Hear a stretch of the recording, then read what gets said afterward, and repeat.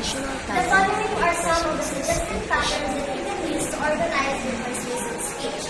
So we have this Al-Flores method, which stands anecdotes, facts and figures, opinion, rhetorical questions, emotive language, superlatives, and triplet.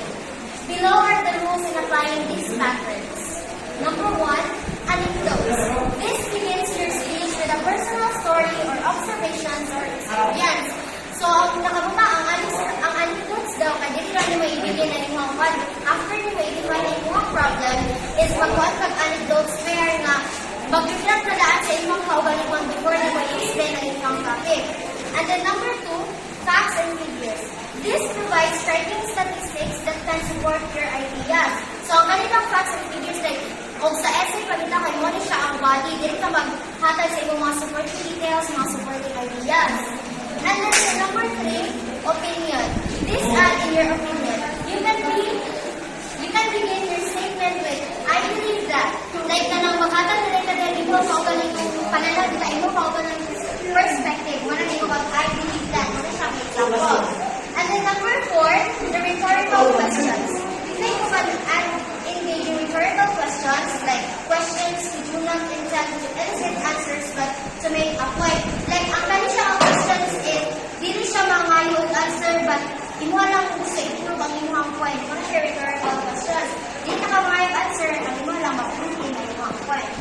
And then number 5, the emotive language. This appeals to your audience's emotion.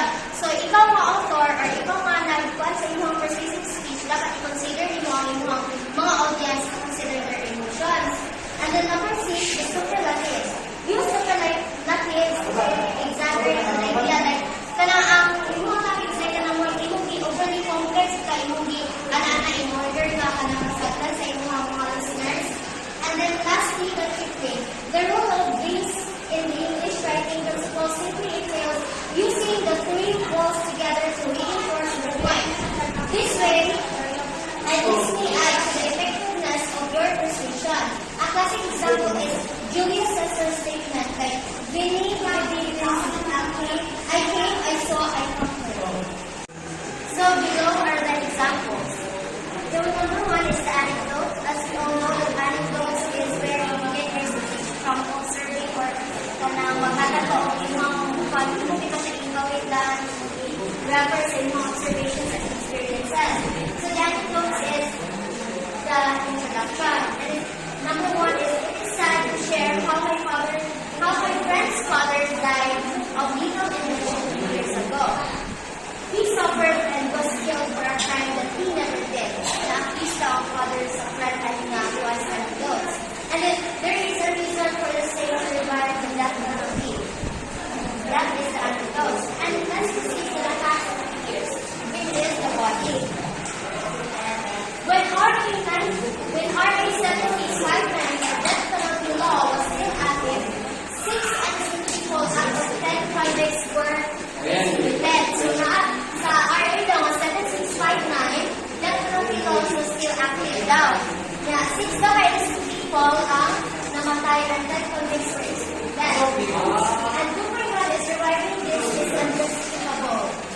Some rhetorical questions say lang makuha is like, how many more innocent men and women will suffer? What's that? Rhetorical questions kay atong i-discuss na din niya is kanang dili lang siya ang kanina question is dili siya mga answer but only to and then the emotive language. We are a nation that values life and thinks that everyone deserves chances to change and live for their families. So, dili sa emotive language, wala ka nag-consider dito sa pagkawan ng beauty sa kuwang bansa. Kuwang kita daw kay we are a nation that values life. So, dili sila, against sila sa death penalty law. And then the superlatives, revive the law only when the lives of those wrongly sentenced are revived. So, ang ibig sa superlatives is like, ma-revive lang ko ang death penalty law and ma-revive ko lang ko nangamatay kung mag-anak ng law. And then the tripling, think, analyze, and act. Ang tripling magod kaya nakainan na rin ang tripling kay the rule of the tree in English writing was facilitation using the words together to reinforce your point. So, ang kaning think, analyze, and act, wala siya ang point aling na speech na kanang ang ato pabot is like take, analyze, and then type problem, not come up with problem solutions. So here's how. The things is number one, identify the problem. So after na mag-identify the problem, we have to provide a solution which will show the practicality of the proposal. So after you may identify a problem, you will write down solution which makashow siya practicality of your proposal or ma-approve siya. Like for example, the purpose is to persuade listeners that the LGBT community should be protected from discrimination. But its main point is LGBT members deserve to be protected by the state against exclusivity in any workplace or office. Kaya ang ihanin supporting ideas is there have been horrible reports of causes of discrimination at work. In terms of promotion plan, a policy related to this. Ang problem is current status of LGBT in workplace. And the second is discrimination of LGBT in workplace. Ano siya ang anecdote? And the solution is number one, ano siya ang body? Number one is policy that clearly defines the rights of LGBTQ. And its supporting details number one is for protection. And its supporting details number two is for recognition. And here are the problem-solved solutions. Below are the rulers in applying these patterns. Number one, identify the problem gihapon. And number two, analyze the root cause of the problem.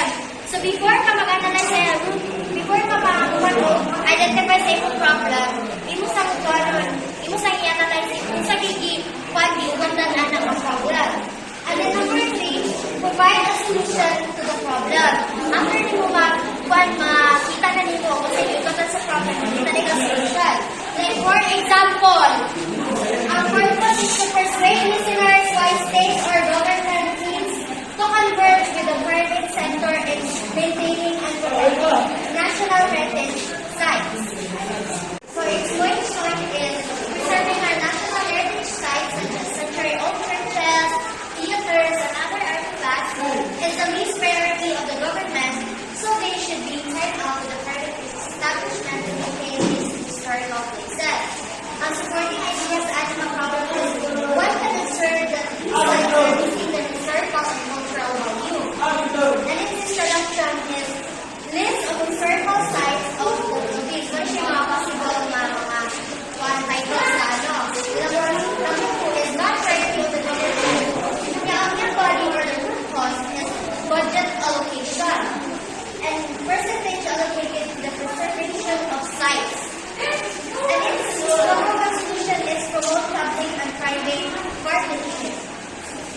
And to support the solution, they came up with a report showing the successful partnership. And today we'll proceed to the comparative advantages. Below are the rules in applying this pattern. Number one is identifying the problem. For example, identify sa imong problem. And then number two, present at least two solutions to the problem. So unlike sa kuan, mag-analyze ka siya is mag-present ka dito or mag-analyze ka dito mga solutions sa imong problems na i-conduct. And then number three is compare the two in terms of practicality and feasibility. So practicality is going to be practical and sa feasibility is feasibility na siya to be what na ito meaning. And then for example, the purpose of the persuasion. Natin na ba? Ay, kapra tayo. Sige, 1, 2, 3. Hindi na sa... Ayaw! Ikat raman best. 1, 2, 3, go. Like for example, the purpose is to persuade listeners of the need of the political reform. And its main point is politics in the Philippines is very dirty. And its supporting idea is there have been a lot of anomalies and illegal transactions going in the political system. So muna siya ang comparative advantages. Like, una, i-identify mo ang problem, maghatag ang solution, and then i-compare mo ang doon solution ng ikot, practical ba na siya o feasibility. Dahil yun, magkuha na rin ka, yan na rin yung ma-apply ang comparative advantages. So, sa kapag-student speech. And here are the Monroe's motivating sequence. According to Alan Monroe, a professor from Purdue University, created